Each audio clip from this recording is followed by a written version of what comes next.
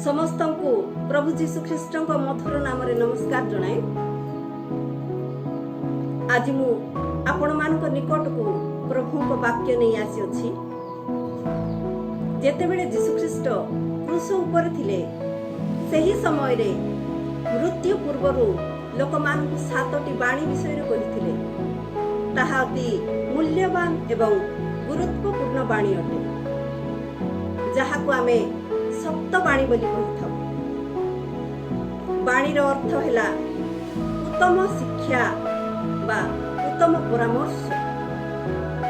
ସେହି ସପ୍ତବାଣୀ ମଧ୍ୟରୁ ଆଜି ମୁଁ ଆପଣମାନଙ୍କୁ ପ୍ରଥମ ବାଣୀ ବିଷୟରେ କହିବି। ଆସନ୍ତୁ ଆଜିର ଧ୍ୟାନ ନିମନ୍ତେ ଆମ୍ଭେମାନେ ଈଶ୍ୱରଙ୍କ ଜୀବନ୍ତ ବାକ୍ୟ ପାଠ କରିବା, ଯାହା ଲେଖାଯାଇଅଛି ଲୁକ 23 ପର୍ବ 34 ପଦ। ଲୁକ 23 ପର୍ବ 34 ପଦ। ଏଠାରେ ଏ ପ୍ରକାର ଲେଖାଯାଏ, ପିତ ଏମାନଙ୍କୁ କ୍ଷମା କର, କାରଣ ଏମାନେ କ'ଣ କରୁଛନ୍ତି ତାହା ଜାଣନ୍ତି ନାହିଁ। ଯୀଶୁଖ୍ରୀଷ୍ଟ ଏହି ଜଗତ ମଧ୍ୟରେ 3 ବର୍ଷ 6 ମାସ ରହି କାର୍ଯ୍ୟ କରିଥିଲେ।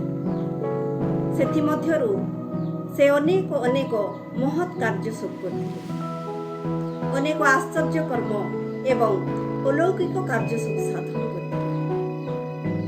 ଅନ୍ଧମାନଙ୍କୁ ଦୃଷ୍ଟି ଶକ୍ତି, ବଧିରମାନଙ୍କୁ ଶ୍ରବଣ ଶକ୍ତି, ଖଞ୍ଜମାନଙ୍କୁ ଚାଲିବା ଶକ୍ତି, ଏହିପରି ମୃତମାନଙ୍କୁ ଜୀବନ ଦାନ ମଧ୍ୟ ଦେଇଥିଲେ। ଅନେକ ଆଶ୍ଚର୍ଯ୍ୟ କର୍ମ ସବୁ କରିଥିଲେ। ତାହା ଦେଖି ଫାରୁସୀମାନେ ସହ୍ୟ କରିପାରିଲେ ନାହିଁ। ତାଙ୍କ ମନରେ ଈର୍ଷା ମନୋଭାବ ଜାତ ହେଲା। ତେଣୁ ଯୀଶୁଙ୍କୁ ପ୍ରାଣରେ ମାରିଦେବା ନିମନ୍ତେ ସେମାନେ ଯୋଜନା କଲେ। ସେମାନେ ଷଡ଼ଯନ୍ତ୍ର କରି ଯୀଶୁଙ୍କୁ ବନ୍ଦୀ କଲେ।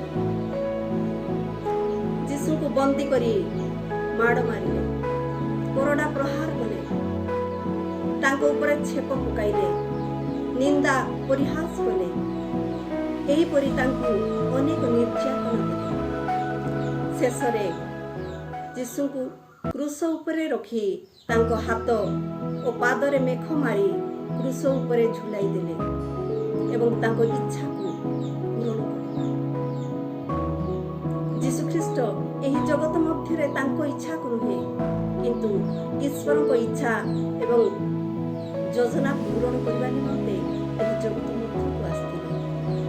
ସେ ମନୁଷ୍ୟମାନଙ୍କୁ ପାପରୁ ଉଦ୍ଧାର କରିବା ନିମନ୍ତେ, ପାପରୁ ମୁକ୍ତି କରିବା ନିମନ୍ତେ ସେ ନିଜେ କ୍ରୁଶ ଉପରେ ବଳିକୃତ। ଆସନ୍ତୁ ଆମ୍ଭେମାନେ ଲୁକ 6 ପର୍ବ 28 ପଦ ପାଠ କରିବା।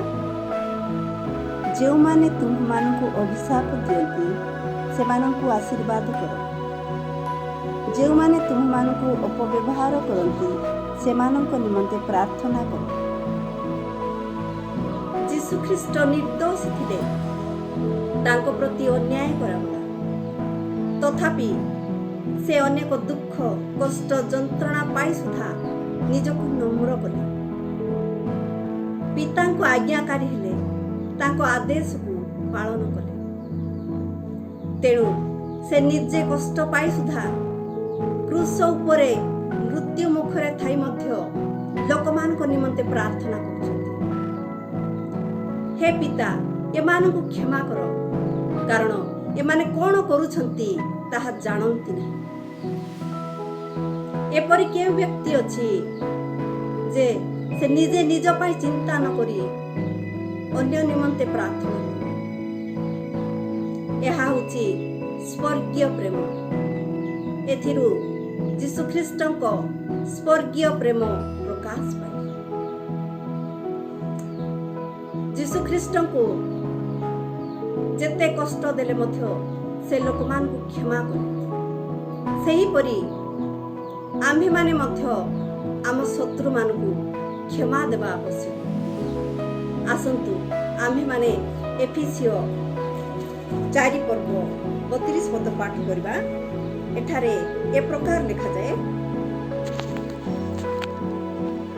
ଆଉ ପରସ୍ପର ପ୍ରତି ସଦୟ ହୋ, କୋମଳ ହୃଦୟ ପୁଣି ଈଶ୍ୱର ଖ୍ରୀଷ୍ଟଙ୍କ ଠାରେ ତୁମ୍ଭମାନଙ୍କୁ ଯେପରି କ୍ଷମା କଲେ, ସେହିପରି ପରସ୍ପରକୁ କ୍ଷମା କର। ଯୀଶୁଖ୍ରୀଷ୍ଟଙ୍କ ପ୍ରତି ଅନେକ ଦୁଃଖ, କଷ୍ଟ, ନିର୍ଯାତନା ଦିଆଗଲା, ତଥାପି ସେ ମନୁଷ୍ୟମାନଙ୍କୁ କ୍ଷମା ଦେଲେ। ଏହା ଆମେ ତାଙ୍କଠାରୁ ଶିଖିବା ଆବଶ୍ୟକ। କ୍ଷମା ଦେବା ଏକ ଭଲ ଗୁଣ, ତାହା ଏକ ନମ୍ରତାର ପରିଚୟ ଅଟେ। ଆମ୍ଭେମାନେ ମଧ୍ୟ ଆମ ଶତ୍ରୁମାନଙ୍କୁ କ୍ଷମା ଦେବା, ଦୟା କରିବା, ସାହାଯ୍ୟ କରିବା, ସହିଷ୍ଣୁ ହେବା। କାରଣ ଯୀଶୁ କ୍ରୁଶ ଉପରେ ମୃତ୍ୟୁ ମୁଖରେ ଥାଇ ମଧ୍ୟ ଏ ସମସ୍ତ ବିଷୟ ଆମ୍ଭମାନଙ୍କୁ ଶିଖାଇଅଛନ୍ତି। ମନୁଷ୍ୟ ହିସାବରେ ଆମେ କ୍ଷମା ଦେଇଥାଉ, କିନ୍ତୁ ତାହା ଭୁଲି ନଥାଉ। ଆମେ ଯଦି କ୍ଷମା ଦେବା, ତାହେଲେ ସାଙ୍ଗେ ସାଙ୍ଗେ ସେ ସମସ୍ତ ବିଷୟ ବା ଘଟଣାକୁ ଭୁଲିଯିବା ଆବଶ୍ୟକ। ଯଦି ଆମେ କ୍ଷମା ଦେବା, ତାହେଲେ ହୃଦୟର ସହିତ କ୍ଷମା ଦେବା।